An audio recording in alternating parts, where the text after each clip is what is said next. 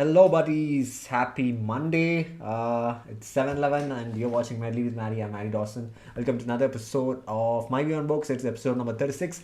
And today's episode, we're going to look at... Oh, sorry.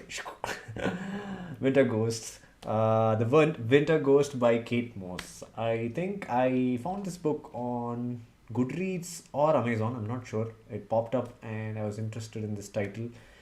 Looks like a ghost story. That's what I thought, and then I picked it up. But then it turned out to be a better story. It's kind of drama. It's not horror. It's a drama story, and it's kind of emotional with a lot of romance in it. But then it takes its own time to progress. So you might get bored in the beginning chapters, but it's a beautiful story. So it's if you see, our protagonist is from London in 1920s and 30s. So the story happens during this timeline, and he has a family. He has an elder brother and parents, and is this particular decade, right? 20s and 30s, 1920s and 30s were World War II. So his elder brother was in the army, and he died.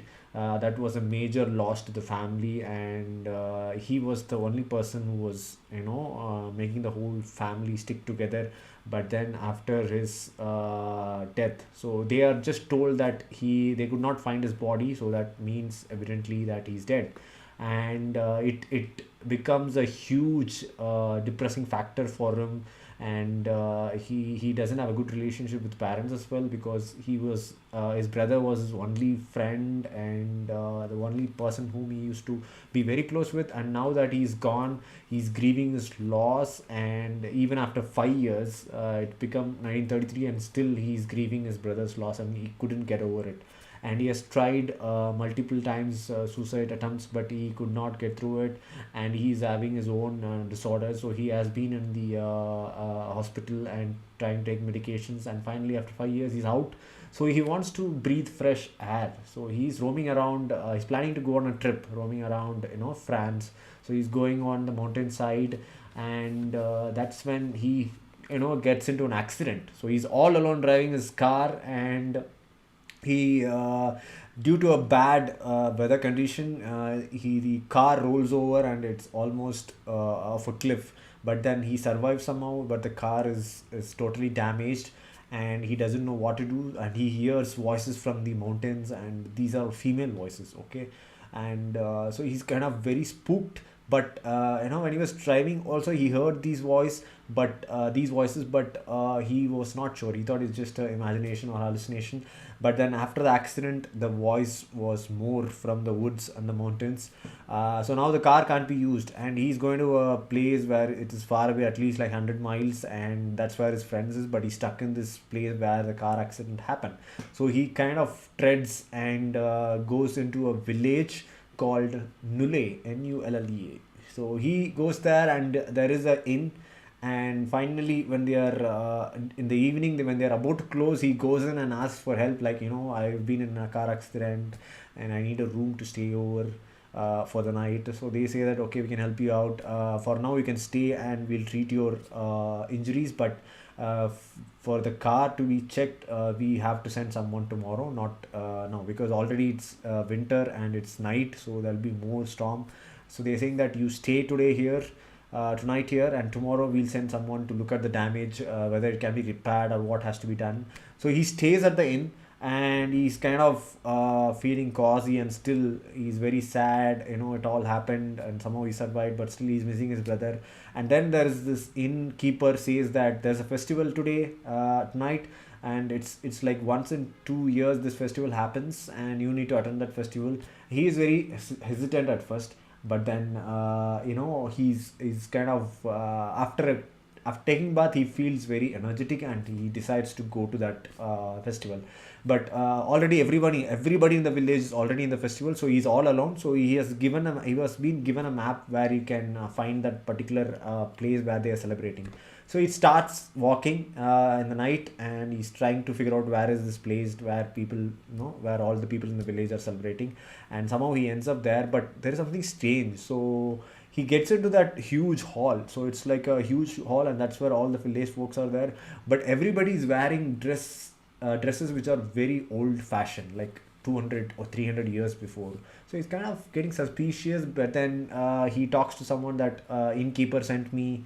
I am staying over here for one night, and then he's made to sit in a table, and in that table there is a beautiful young lady called Fabrisa. So Freddy meets Fabrisa. So this is where the story gets interesting. So they both talk to each other, and Fabrisa kind of realizes what Freddy is going through. She senses that he is going through a loss, that he lost his brother, and he starts asking her. She starts asking him about the what happened to his family, what happened to his brother, and Freddy, he's like shocked, but then somehow he's kind of letting it out and expressing all his grief and pain and all his childhood depressions. And then suddenly something happens. A couple of soldiers walk into the hall and they start fighting with the folks of the village, and Fabriza pulls Freddy and they go somewhere, and then he faints. So next day he wakes up in the inn, and he asks about this young lady called Fabriza. Nobody knows, and nobody and the innkeeper says that you didn't come for the festival. But he says that I went to the festival, I saw this lady Fabrisa, and everybody was there. There were soldiers coming in, but the innkeeper is kind of confused. Like maybe he fainted in the snow, fainted in the night, right, during snowstorm. He's kind of lost his, what do you say, insanity. So, but they didn't believe. But his health condition is kind of worsening, and then so he's kind of puzzled. What happened? Where did I go? Did I see really those folks? Am I imagining things? Did I really meet this young lady called Fabrisa? So he still hears that mountain voices, female voice from the mountains. And next day they are going along with two other folks. He's going to check out his car, what's the damage and whether it can be repaired. And those two guys check the car and they say that we need to bring spare parts and a lot of things from other village. And for some time being, somebody has to be here to look after the car. And Freddy agrees that I can be here. I have a book in the car. I'll read some book and I'll wait here. And he asked like there's some caves in the mountain, and he's kind of asking like what's in those caves, and they are telling him like don't go there. There are some bad stories and nightmares there, don't go there. But after they leave, Freddy goes into the caves and discovers a lot of dead bodies, and there's a huge story like why there are dead bodies. That was kind of really fascinating to read. So Fabrice is actually a ghost. So she kind of appeared on that night to Freddy, and the ghost interacted with Freddy. And they are group of people who were in the 16th or 17th century, and during that time there were a lot of religious wars going on, and the empires used to burn villages and destroy certain religious folks. And because of that, the village people used to run away and get into the mountain caves. And such was one of the groups of Fabrisa, and they got into the caves. But after like 2-3 years, they somehow found that people are living in the caves, and they kind of blocked the caves. And people who lived inside the cave, because they did not have access to food, they could not come out. They kind of died inside the caves, and that's what Freddy has discovered. So it's kind of a historic expedition kind of thing. But since he believed that Fabrisa is a young lady that he met for real, and Fabrisa still lives, he was going into the caves, and after he realized that it was just the ghost. So there are a lot of people here who died, and those voices were the voices he was hearing. And when he realizes that, he's kind of really sad that he could not meet Fabrisa again. So yes, he gets a piece of paper from the cave, and that is a very old script, a language that does not, is not being spoken anymore. And he goes to someone in the France to translate that. So that's where the story begins actually. And all this events that happened are narrated as a flashback, and I really liked it. Hi Simon O'Hare, I'm just seeing a message now. Chief guest, welcome. Yeah, so it started with I kind of felt that doll doctor vibe. This guy, in the very first chapter, he brings a paper, very old paper, and there is some script in it. And the shopkeeper says that, how did you get this paper? This paper is at least 300 centuries old. How did you get it? Do you understand what is written here? He says, I don't understand. That's why I brought it to you, so that you can translate it for me. And then, how did you get the paper? He kind of demands, what, if I want to translate it, tell me how did you get the paper? And that's when he tells the story, like, I was grieving about my brother, and I met in a car accident, and I went to this village, and this festival kind of odd. I met Fabrisa, but then she turned out to be a ghost. So Fabrisa also has a story, like how Freddy lost his elder brother, Fabrisa lost her younger brother, and they share stories, and they become attached during that what do you say, night of the festival. But only during that night Fabriza appeared. After that, Freddy could not meet her again. So when he realizes that Fabriza was a ghost, he's really sad because he started falling in love with her, and he's like searching. That's why that gave him the courage to go inside the caves and check whether Fabriza is really there or not. He knows that maybe she would be a ghost, but then some hope that she is there in the cave, she is living in the cave. That's what driven him to the caves, and it becomes a huge discovery, and that became a tourist spot. I think still it's based on true events, and I guess there is a certainly a tourist spot like this in France. And if you look at history, we have seen religious wars, people trying to destroy other religions and their folks. So definitely, it's kind of a very sad incident. Just it's a drama theme and a ghostly romance. So I loved it. I didn't expect. I expected a horror story, but then it turned out to be a better story. Like it gives you this emotional factor and romances. There's a very similar story book in Goosebumps franchise. Oh, maybe they would have inspired. Hi, Rakshit. Hello. Nice information. Goosebumps franchise. Goosebumps. Do you mean Goosebumps books or Goosebumps series? I used to watch Goosebumps series. Those are mostly ghost and scary monsters, and yeah, it's that kind of story. Yeah, definitely said. Goosebumps gives you that what do you say, vintage, classic, eerie feeling, and this I think this also gives you that when you read it, the way he has described or the author has written dialogues, it's really interesting, and it gives you that goosebumps. Yes, I agree. Yeah, when I read it, I actually felt that goosebumps. Yeah, I've read couple of books, I think. Yeah, and since it is most of the incident happened in France, so you have lot of words and phrases from French, and that was kind of really difficult to. I don't know French, and I haven't been exposed to French, so it was difficult to read them. I have some dialogues that I've marked, so I'll read it out for you guys because these lines impressed me a lot.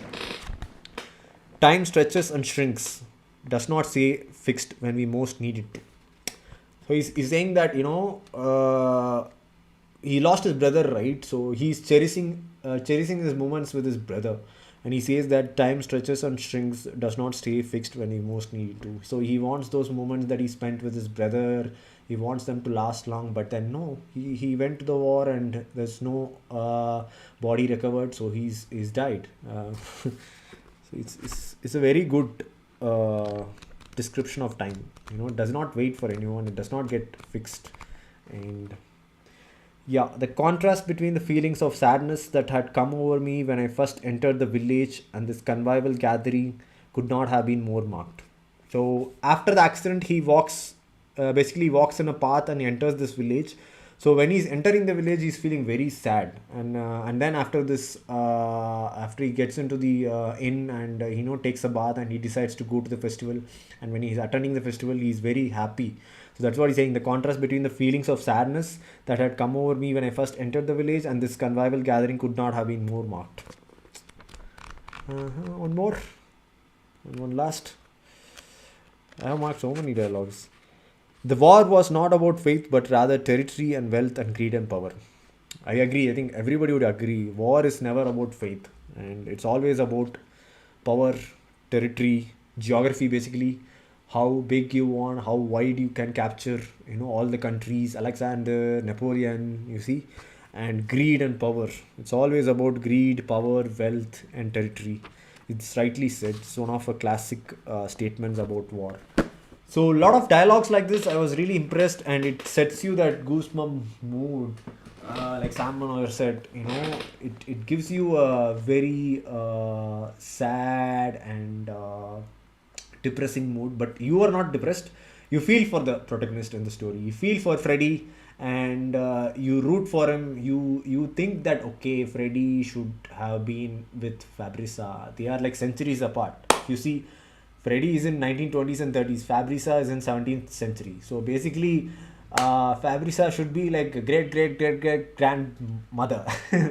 But then, since she died when she was young inside the caves, that's retaining her youthful appearance. And when she appears as ghost in 1930s, so Freddy meets her in her youthful appearance, and they fall in love. And Freddy is really attached to Fabrica, and that's why he can't believe emotionally. Is blocked, and he believes that Fabrica still lives. She's not a ghost.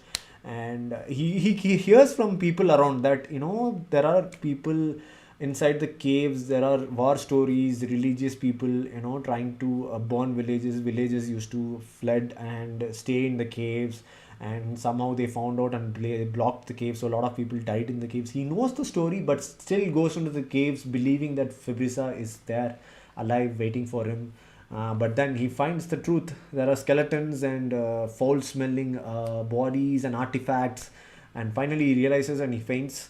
And then it becomes a historical discovery. It becomes a tourist spot in the story. I have to really research on this, like whether there is an actually. I read in the author note and the glossary, the end part, that there are certain places in France mountains where these kind of caves are there, and there have been bodies and artifacts recovered from these caves.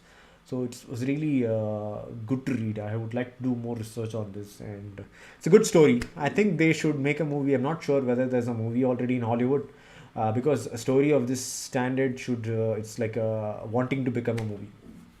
Yes, I hope you guys enjoyed this episode. I love reading this book. Do purchase it. It's available on Amazon. I'm not sure. It's not a very popular or famous book, so it may not be in the bookstores near you. But definitely, if you're living in a city, Amazon will deliver it to you.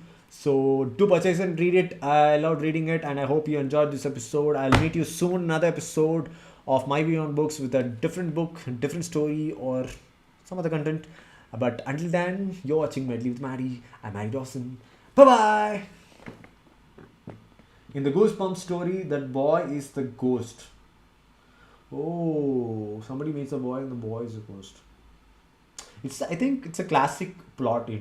You meet somebody and you believe that they are human and they turn out to be ghost. I think definitely at least 50 to 100 movies and stories would be there, especially in Hollywood, Bollywood, Nava cinema, Tamil cinema. Definitely. Yes, Sam Manohar was incisive. Thank you very much, Sam Manohar. And Rakshit, thank you for joining. Hope you guys had a wonderful time. Good evening and good night. Bye bye. 3, 2, 1.